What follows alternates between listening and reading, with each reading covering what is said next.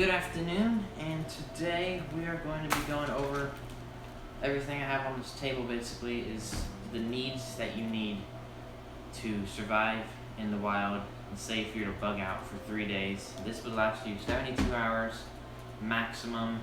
Maybe you'll get a little bit of leeway, like life straws will last you longer than 72 hours.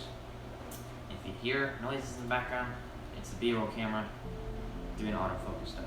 Alright, the first thing is lights. This is a Vont Lamp, and they go pretty bright. I'd show you in the dark, but it's really bright up here. Lights, I mean, if you can't see with like any sort of light, then you're just gonna be in the dark, and that's not really preferable if you're making fires or anything at night. Light's very useful, and one of these, like if you find a tree that's like that, you could just hang it on the end of it, and it's kind of a must-have for me if I was to go out into the wilderness and like survive on a challenge or anything. I definitely bring that. Number 2, life straws. If you don't have a life straw, then how are you supposed to filter your water? And if it has rained, that's free water. But you also need to boil water in the wild, which is very crucial because you get so many sicknesses from not filtering your water, like Giardia, and I forgot the rest of them, but there's lots of ways you could die in the wilderness, and 3 days without water anywhere on the planet, you're dead. Soya life straw. Yeah, very important. This can filter up to 100,000 gallons of water, so I don't think you would reach that limit anytime soon if you were surviving outside in the wilderness. The next thing is ponchos, because if you don't have ponchos, then you're just gonna get soaking wet, and especially if you're in like cold environments, like up in Alaska or anywhere it snows or is cold on a daily basis, regardless of the time of year. If you're soaked in water, that is super dangerous because you're at risk of hypothermia and dying, and it's not something you want to happen to you. Ken LeGray could get hypothermia, and what could get hypothermia? He didn't get hypothermia, but he almost got it. Hand warmers, this is also kind of for the cold climate, or just at night if you get cold. Hand warmers will do you very well. They come in, looks like packages of 2 per bag, so these would be very useful for surviving out in the wilderness. If you don't have these, it's kind of a luxury item to be honest, but if you have it, definitely use it. Is maps of where you currently live and frequent. We got 3 Missouri maps and an Arkansas map, but you should grab a state map for all of your wherever you live. This is an official highway map, so it'll show you all the major highways in said state. Like say it's for Missouri, or for in this case Arkansas. I don't know if the phone can see this, but Arkansas official highway map of 2024. Yes, very good. Emergency drinking water. Be your next thing to survive on. This is for extreme emergencies. There's not that much water in here, but if you're in a life or death situation, listen guys, water is the one thing to keep you alive. Like I said earlier, 3 days without water, you're dead. You could go a lot longer without food and start getting miserable, but you're in the wild, you gotta make sacrifices for stuff, and you cannot sacrifice water, which is why I have this in my kit. This is also kind of like a cheat item or a luxury item, but it is fire starter. It's called Instafire, so I presume I haven't used any of these things before. Well, I've used the lamp and stuff, and the poncho and hand warmers. Fire starter is kind of like a luxury item.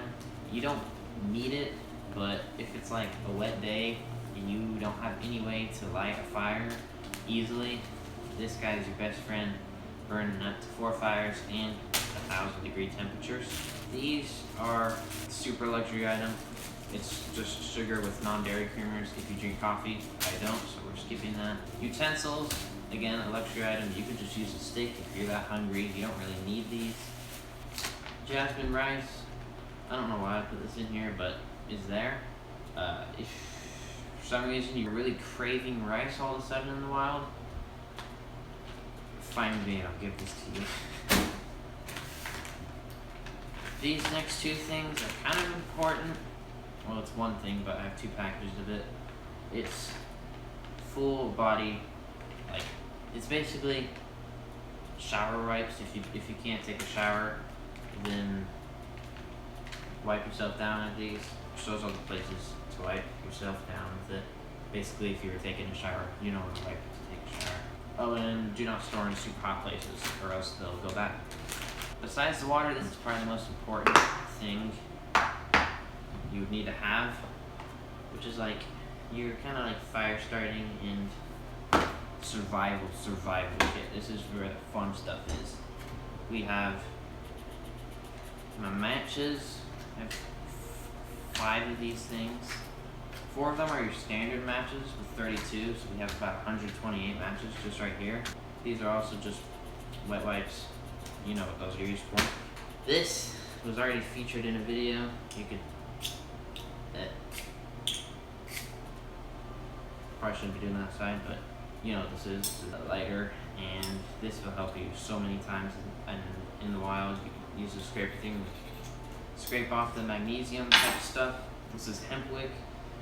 I don't actually really know what this does. I think it kind of aids in starting a fire. Don't ask me what this is. I'm just gonna call it a defense tool. You could probably stab someone with this, and it would probably hurt a lot. So that's what I'm calling that.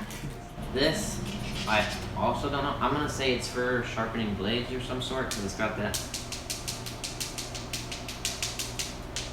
very rough texture to it. This, I think, is a tourniquet.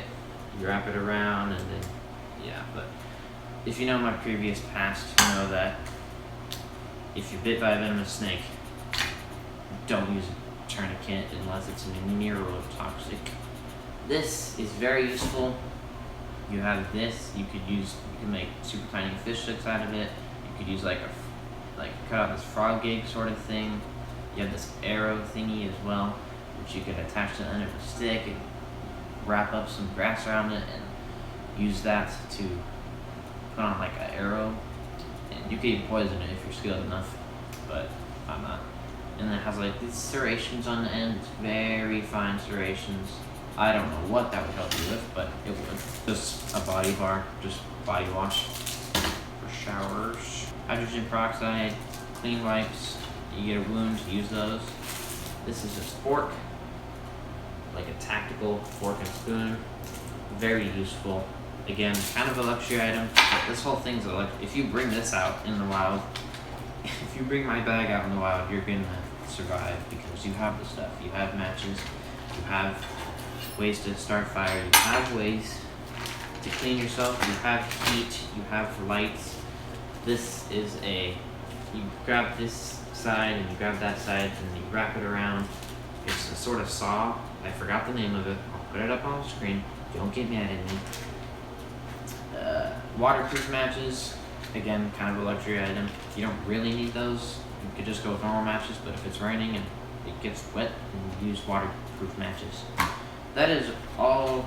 Oh, and if you have one of these things that has this stuff inside of it, you can burn this stuff. It's really good at starting fires, but don't inhale the fumes because they're toxic to the human body.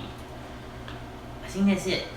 So that is it. That is everything that's in my survival kit. If you guys want to go in the comments and tell me your extensive list of stuff that's in your survival kit, go ahead and do that.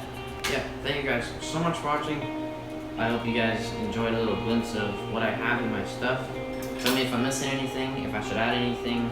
I know I don't have one of those fancy trending Altoid kit things, but I do have this stuff, and I think it would make me through a couple of days, if not a week even, in the wild by myself. So thank you so much for watching. See you next time.